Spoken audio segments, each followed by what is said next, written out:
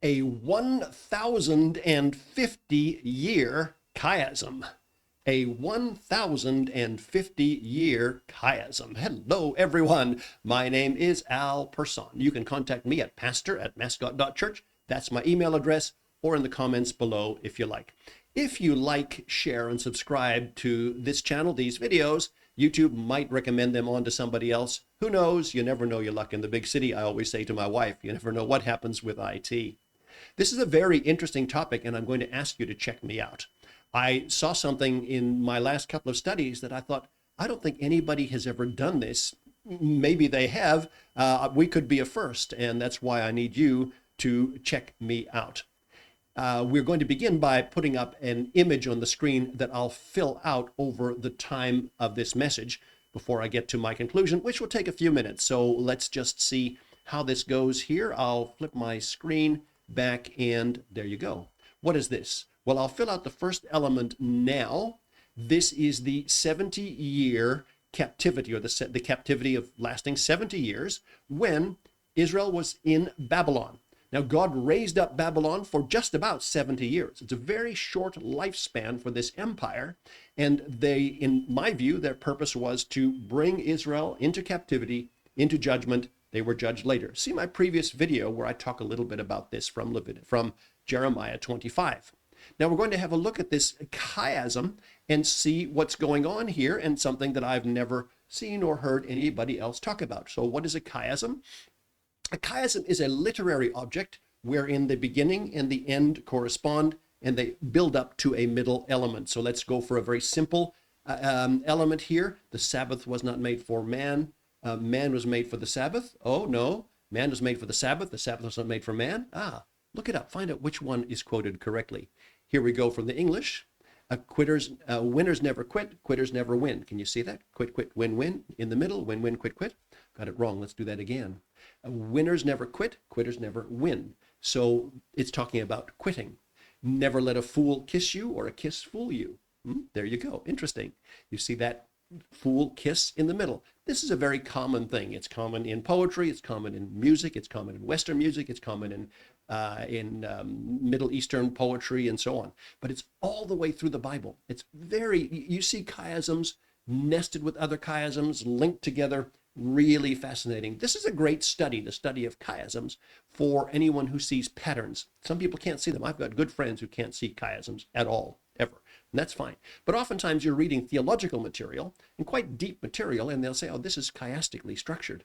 And that's also very interesting. This is a thing that is often used in universities at the high end and seminaries, but seldom makes it to the ground. But I like the whole thing. Now I want you to check me out here, and we're going to find out about this chiasm that is brand new to me. It's only about a month old, and I've not ever seen it like this. This is a chiasm that lasts 1,050 years. So we need to hop into the scriptures, and we need to do some checking to see.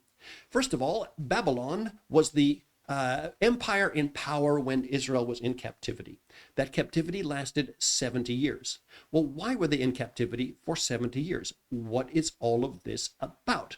Let's go to the old law, the book of Leviticus, and find out something about a requirement that was never kept or fulfilled, or seldom was, by the kings in Israel. Now, it was the king's obligation to read the law and to obey it and to be sure that it was kept. And there were very serious punishments for not keeping the law, and particularly the laws regarding the land. And if you look at Leviticus 25 and 26, you'll see that. They're worthwhile. I'm going to put the references below for you to read if you are new to these passages. So let's go up here and have a look at Leviticus chapter 25. And this is the place where this gets the most press in the old law. The Lord spoke to Moses on Mount Sinai, saying, "Speak to the people of Israel and say to them, when you come into the land that I give you, the land shall keep a Sabbath to the Lord. For 6 years you shall sow your field, and for 6 years you shall prune your vineyard and gather in its fruits. But in the 7th year there shall be a Sabbath of solemn rest for the land, a Sabbath to the Lord. You shall not sow your field or prune your vineyard. You shall not reap what grows of itself in your harvest, or gather the grapes of your undressed vine. It shall be a year of solemn rest for the land, and the Sabbath of the land shall provide food for you. Now, what I'm going to do is pop this up on the screen because I didn't do it. I said that I was going to do it and I didn't. Here you go. I do that often because I can't see what's going on the side down here. All right, so this is from Leviticus chapter 25, and it says, you shall not sow nor reap nor prune your vineyard. You shall not reap what grows of itself in your harvest or gather the grapes of your undressed vine. It shall be a year of solemn rest for the land.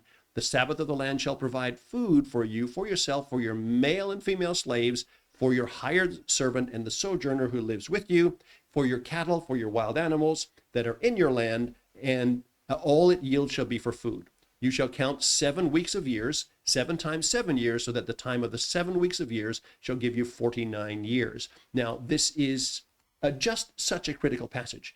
If you read the rest of this, Leviticus 25, and then take a few moments and read Leviticus 26, you'll see that God said that the land will get its rest, even if he has to take his people off the land and take them away while the land rests. And that is very clearly spoken about in Leviticus 25 and 26.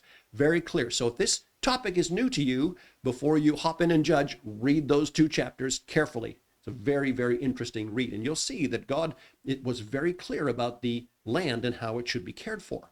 Now, Israel did not keep that Sabbath rest for the land. They ignored it. There's a question about when the ignoring of this began. Some will say it was the ascension of Saul, perhaps, or some will say a little earlier, a little later. And basically, the general consensus is no one is sure. No one knows exactly.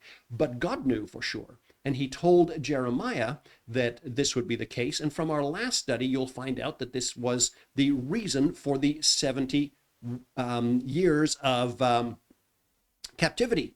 Each year represented a year of rest that the land did not have. So for 70 years, the land was not rested, and God said, well, I'm going to rest the land.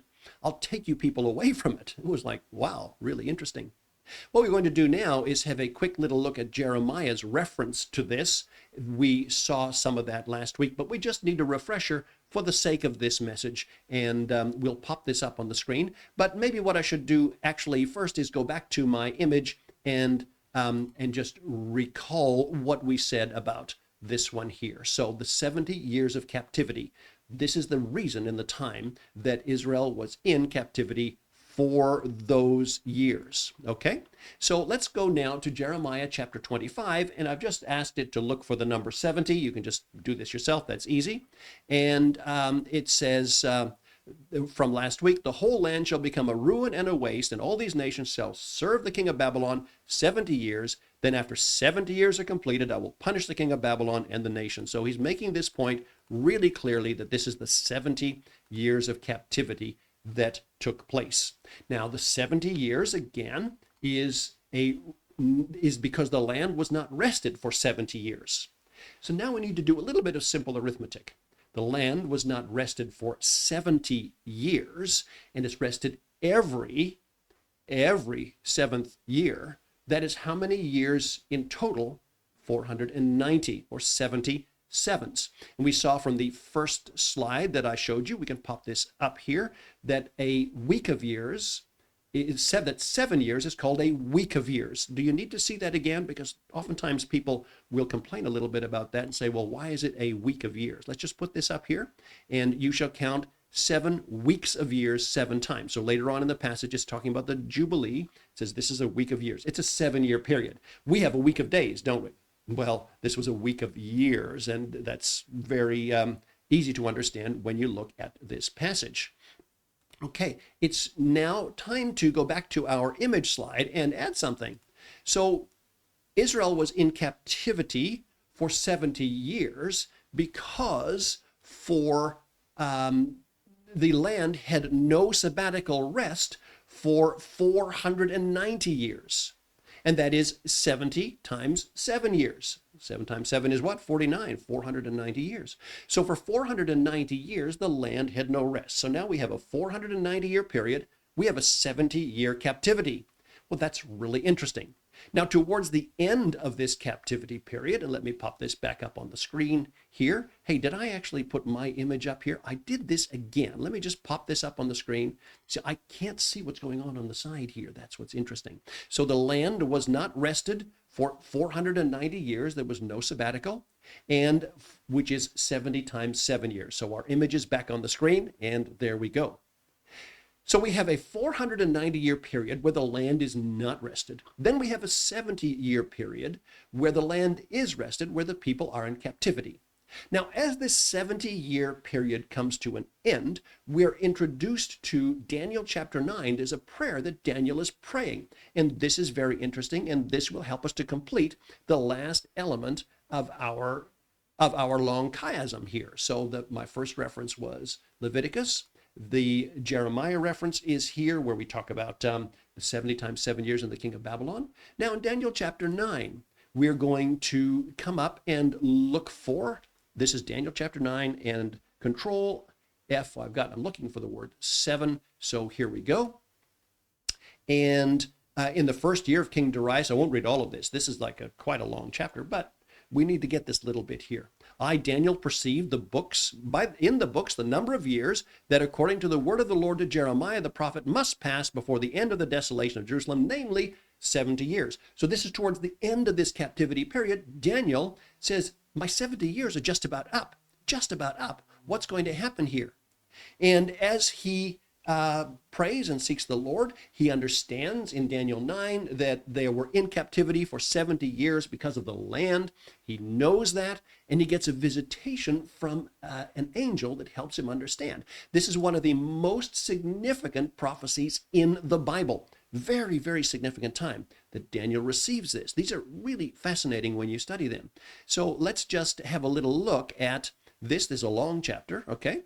And then we find out in 20 that he gets an answer to prayer. While I was speaking and praying, confessing my sin and the sin of the people Israel, and presenting my plea before the Lord my God and for the holy hill of my God, while I was speaking in prayer, the man Gabriel, whom I'd seen in the vision in the first, came to me in a swift flight at the time of the evening sacrifice.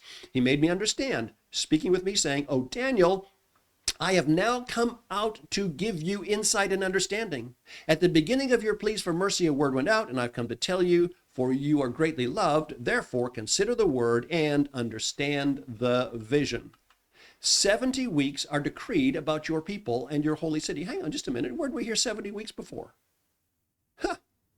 70 weeks are decreed about your people and your holy city to finish the transgression, to put an end to sin, to atone for iniquity, to bring in everlasting righteousness, to seal both vision and prophet, and to anoint a most holy place. Know therefore and understand that from the going out of the word to restore and build Jerusalem to the coming of an anointed one, a prince, there shall be 7 weeks.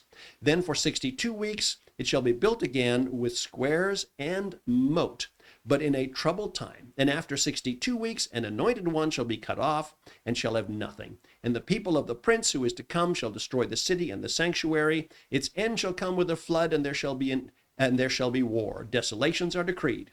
And he shall make a strong covenant with many for 1 week, and for half of the week he shall put an end to and for half of the week he shall put an end to sacrifice and offering. And on the wing of abomination shall come one who makes desolate until the decreed is poured out on the desolator. Well, this is a very, very interesting passage. One of the most significant prophecies in the Bible. We're not doing Daniel's 70 weeks today. But what we are going to see is this chiastic thing that's going on. So let's go back to our image. Now I'm going to be careful to put the image there rather than my face, and let's just see where we're up to today. So over here. So what we saw so far was that before the fall of Jerusalem to Nebuchadnezzar, there was a 490-year period of wickedness, of sin. Every 7 years they were supposed to rest the land. They did not. And that was 70 times 7 years. And that's interesting. Daniel now comes on the scene at the end of this captivity period over here to my right. The end of the captivity we haven't filled in yet. And he says, well, how long before all of this is over? How long the captivity is over, but what about the culmination of all prophecy? What's coming up next? Gabriel comes to see Daniel, and he said, well, Daniel, it's coming. There's something changing. And he's speaking, of course, of Christ and his ministry, the fall of the old kingdom, and so on. And he said, but Daniel, you're going to have to wait 490 years. Well, not wait, but Daniel won't be waiting, but it's going to come 490 years. But how does the angel say it? What language does the angel use? It's 70 weeks. Again, there's 70 weeks that you're going to have to wait. Now think about this very interesting chiasm, and please put me to the test. There are 490 years before the fall, before the Babylonian captivity, and 490 years after the Babylonian captivity. To me, this just jumped off the page. It's wow. See, if you haven't noticed, our great empire, the great Western Empire, is on the verge of collapse. You can see it everywhere. It's declining. How do we know it's going to collapse? Well, you can see with your eyes that something really gnarly is taking place, but you can also look at empires in Scripture and nations in Scripture that came and rose and collapsed. And you can say, yeah, we're kind of following a pattern that's pretty well known. Well, to understand where we are and what's going to happen with what we're doing, we can get patterns from the Old Testament, from the New Testament, say, yep, this is about right. Now, we're not seeing the fulfillment of prophecy. All prophecy is past and fulfilled. But we are seeing how God deals with nations and empires and civilizations and so on. So that's why this is quite useful. And that's why looking back and seeing what happened helps us to understand these things, that these places that we're in today.